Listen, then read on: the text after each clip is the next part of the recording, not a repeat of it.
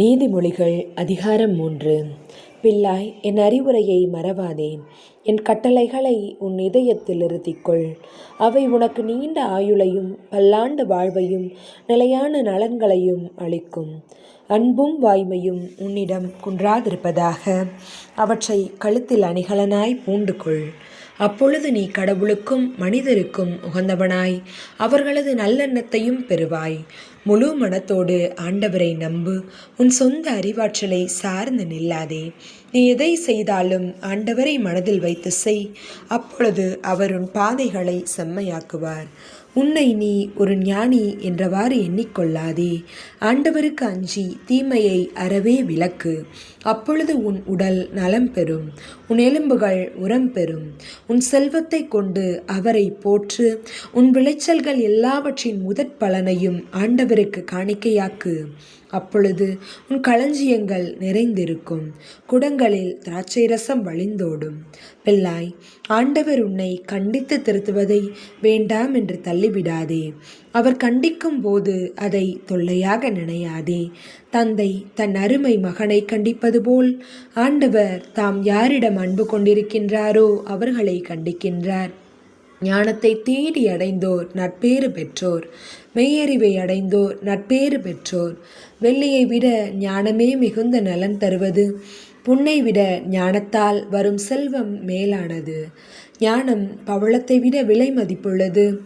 உன் அரும் பொருள் எதுவும் அதற்கு நிகராகாது.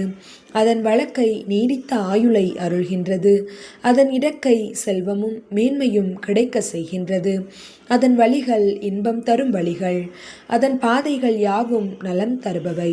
தன்னை அடைந்தோருக்கு அது வாழ்வெனும் கனி தரும் மரமாகும். அதன் இயல்பை பற்றிக்கொள்வோர் நற்பேறு பெற்றோர். ஆண்டவர் ஞானத்தால் பூவுலகிற்கு அடித்தளமிட்டார்.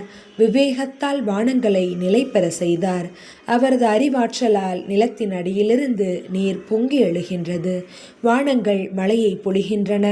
பிள்ளாய், விவேகத்தையும் முன்மதியையும் பற்றிக்கொள். இவற்றை எப்போதும் உன் கண்முன் நிறுத்திவை.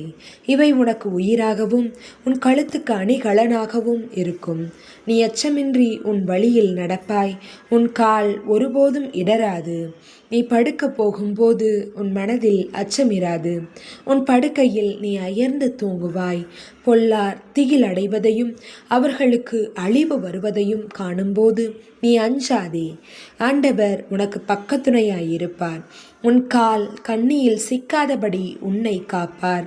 உன்னால் நன்மை செய்ய கூடுமாயின் தேவைப்படுபவருக்கு அந்த நன்மையை செய்ய மறுக்காதே. அடுத்திருப்பவர் உன்னிடம் கேட்கும் பொருளை நீ வைத்துக்கொண்டே போய் வா, நாளைக்கு தருகிறேன் என்று சொல்லாதே. அடுத்திருப்பாருக்கு தீங்கிழைக்க திட்டம் தீட்டாதே. அவர்கள் உன் அருகில் உன்னை நம்பி வாழ்கின்றவர்கள் அல்லவா? ஒருவர் உனக்கு ஒரு தீங்கும் செய்யாதிருக்கும் போது அவரை வீண்வாதத்திற்கு இழுக்காதே. வன்முறையாளரை கண்டு பொறாமை கொள்ளாதே. அவர்களுடைய அடிச்சுவடுகளை பின்பற்றாதே. ஏனெனில் நேர்மையற்றோரை ஆண்டவர் அருவருக்கின்றார். நேர்மையாளரோடு அவர் உறவு கொள்கின்றார். பொல்லாரது வீட்டின் மேல் ஆண்டவரது சாபம் விழும்.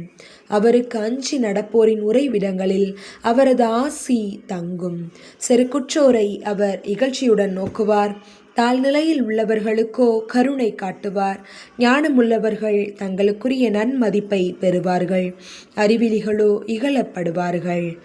ஆமேன்.